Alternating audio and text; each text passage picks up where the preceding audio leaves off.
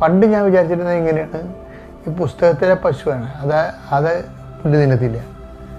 അപ്പോൾ ഈ ദൈവത്തെക്കുറിച്ച് താത്വിക ജ്ഞാനങ്ങളിൽ പറയുന്ന തളച്ചിട്ടിരിക്കുന്ന ദൈവമല്ല, മറിച്ച് ദൈവം മനുഷ്യൻ്റെ യഥാർത്ഥ പ്രശ്നങ്ങളിൽ യഥാർത്ഥ ബോധത്തോടെ ഇടപെടും. അപ്പോൾ അത് നമ്മളിന്ന് മനസ്സിലാക്കേണ്ടത് നമ്മളെ അടിയേറെ വെക്കണമെന്ന് നല്ലതാണ്. നമ്മളുടെ എന്താണ് നമ്മുടെ അവസ്ഥ അത് പറയണം. കഴിവില്ലെങ്കിൽ കഴിവില്ലെന്ന് പറയണം. അപ്പം നിങ്ങൾ ചില ബോധമില്ലാത്തവന്മാർ പറയും കഴിവില്ലാത്തവന്മാർ പ്രാർത്ഥിക്കാൻ പോകരുത്, കഴിവുള്ളവർക്കല്ലേ പ്രാർത്ഥിക്കാം. അങ്ങനെയല്ല. കഴിവെന്ന് പറഞ്ഞാൽ ആരാണ്? നമ്മൾ വിശ്വസിക്കണം നമ്മുടെ ദൈവത്തിനാണ് കഴിവുണ്ട്. ആ കഴിവിലാണ് നമ്മൾ വിശ്വസിക്കുന്നത്, നമ്മുടെ കഴിവിലാണ് വിശ്വസിക്കുന്നത്. അപ്പം നീ അങ്ങനെ വിചാരിക്കണം. അല്ല നിനക്ക് കഴിവില്ലല്ലോ, നിനക്ക് റെക്കമെൻഡ് ചെയ്യാൻ ആവില്ലല്ലോ, നീ പറയണ ന്യായമല്ലല്ലോ. അങ്ങനെയല്ല. ന്യായം അന്യായമൊക്കെ തീരുമാനിക്കണ ആരാണ്? ദൈവത്തിൻ്റെ സ്നേഹമാണ്. ദൈവത്തിൻ്റെ സ്നേഹം നിന്നോടുണ്ടെങ്കിൽ ഈ ന്യായവും അന്യായത്തിനൊക്കെ വലിയ കഥയൊന്നുമില്ല. കർത്താവിൻ്റെ തീരുമാനം ഇല്ലേ? നീ ഓർക്കേണ്ട ഇതാണ്, നിൻ്റെ ദൈവം, ഞാൻ ഈ യഥാർത്ഥ ബോധമുള്ള ദൈവത്തെയാണ് ജീവിതത്തിൽ മുഴുവൻ അന്വേഷിച്ചത്.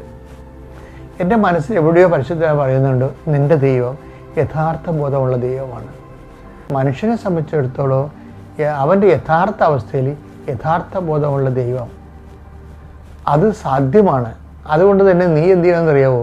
ഞാൻ അന്ന് ഇന്നൊക്കെ ഇങ്ങനെ കർത്താവിനോട് ഇങ്ങനെ ഇരുട്ടത്തൊക്കെ 2 മണിവരെയൊക്കെ സംസാരിക്കുമായിരുന്നു. സെമിനാരി പഠിക്കുന്ന കാലത്ത് രാത്രി ഇങ്ങനെ സംസാരിക്കും.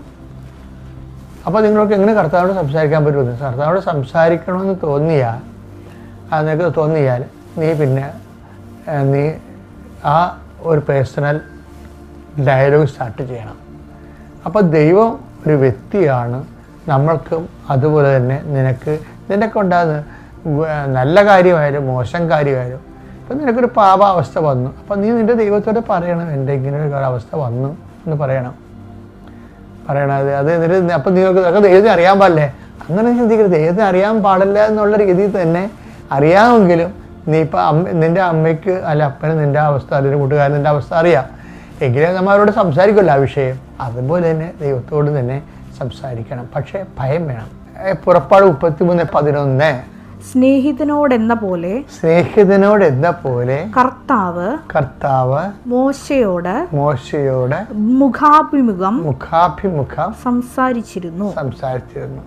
നമ്മൾ എങ്ങനെ ദൈവത്തോട് അടുത്താൽ റവറൻസ് കീപ്പ് ചെയ്യണം, റവറൻഷ്യൽ ഫിയർ കീപ്പ് ചെയ്യണം. അപ്പം അങ്ങനെയാണെങ്കിൽ ഇത് എളുപ്പമാണ്. അതുകൊണ്ട് ഇനി മുതൽ ഒരു പേഴ്സണൽ ഡയലോഗ് സ്റ്റാർട്ട് ചെയ്യാൻ വേണ്ടി നോക്കണം. ദൈവത്തിൻ്റെ ഈ വിഷയത്തിൽ യഥാർത്ഥ ബോധത്തിൽ ഇടപെടും. എന്ത് വിഷയമുണ്ടെങ്കിൽ യഥാർത്ഥ ബോധത്തോടെ നീയും ദൈവത്തോട് സംസാരിക്കണം. കർത്താവ് അതിനെ അനുഗ്രഹിക്കട്ടെ. Praise the Lord.